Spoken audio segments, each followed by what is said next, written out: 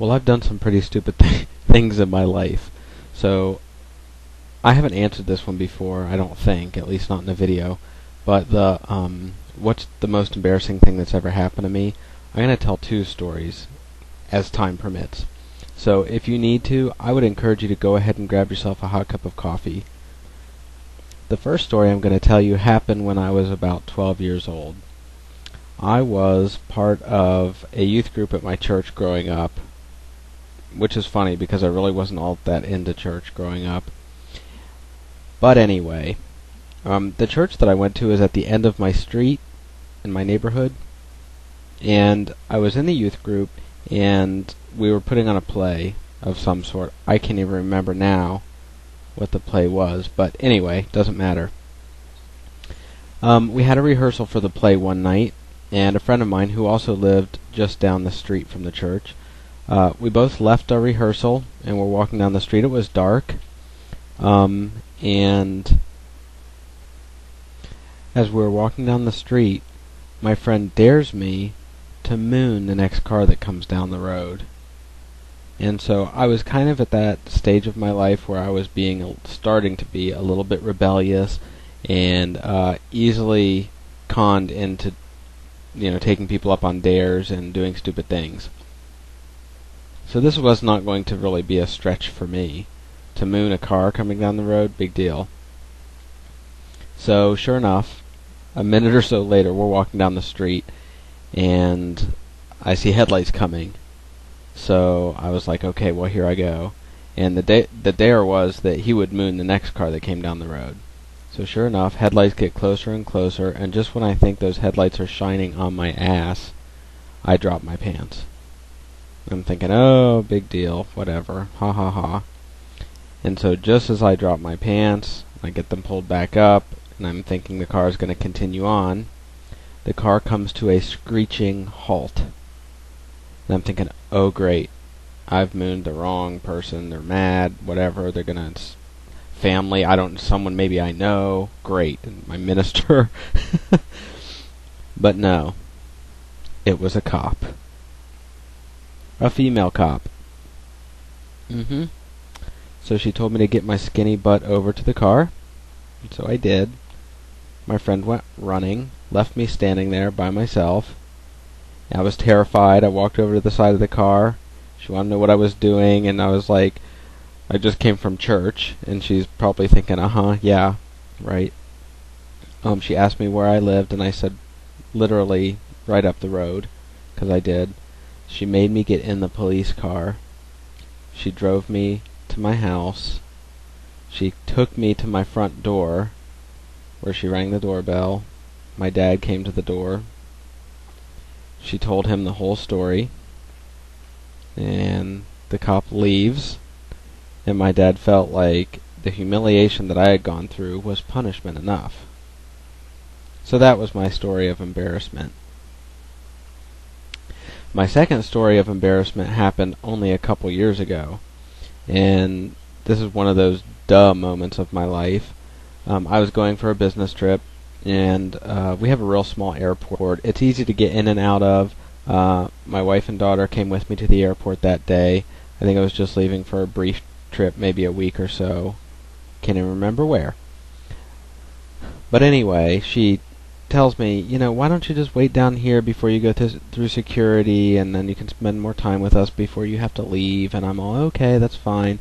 I kept looking at my watch thinking, yeah, I really need to get going. The line at security was very short, so I wasn't too worried. Anyway, finally I say goodbye to my wife and my daughter, and I go through security and start heading up to the gate. I get up to the gate area, and I'm thinking, today is a light travel day because there's only a couple of people in the gate area. So I sit down, pull out a magazine or my laptop, I can't remember, and I just start piddling around. And I'm looking at my watch thinking, where is everybody on this flight? Where are the people that work at the desk? And it's time for me to board. No, wait a minute, it's time for me to be taking off here soon. And so someone comes out from the jetway door and says, are you Mr. So-and-so? And I said, yeah.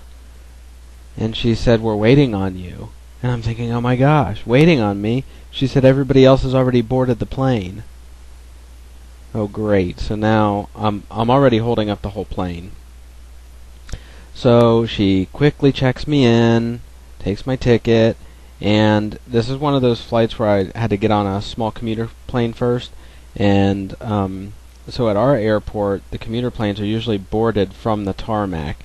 So she tells me I need to go down the stairs, and when I get on the tarmac, follow the yellow line, something or other, I don't know. I wasn't really paying attention because I was all, damn, I'm holding up the whole flight.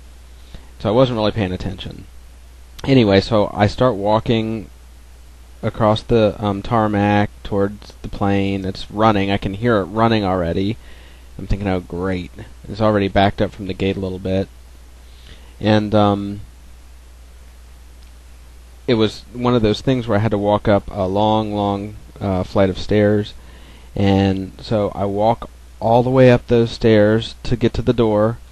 And it was funny because the door of the plane was already closed, and I'm thinking, oh my gosh, now I'm going to have to knock on the door to get them to open it.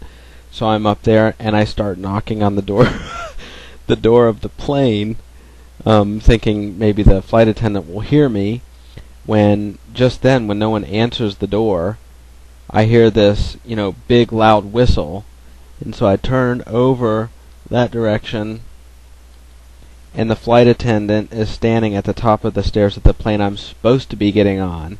So I don't know what plane I walked up to, but long story short, I had to walk all the way down that big metal flight of stairs thing, walk back up the other stairs, and get on the plane where everybody was sitting looking at me like this. Because I made them late, of course. And I was sitting right in the first or second row of the plane, and again I was all disheveled and hot and sweaty and, angry and whatever, embarrassed. And as I go to sit down, I smack my head on the overhead compartment because those planes are so small. So I've caused even more attention to myself in doing so. These kinds of things, by the way, happen to me pretty often.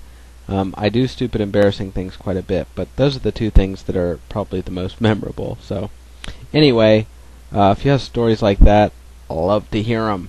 Want to know that I'm not the only one that embarrasses myself all to hell on a regular basis. So, okay, take care, bye. You might need it to get through the rest of this. The first story I'm going to tell you happened when I was about maybe 12 years old. 12, something like that. Barely into my teens, if that. So I was probably 12 or 13 years old. Cut that out. 1, 2, 3, 4, 5, 6.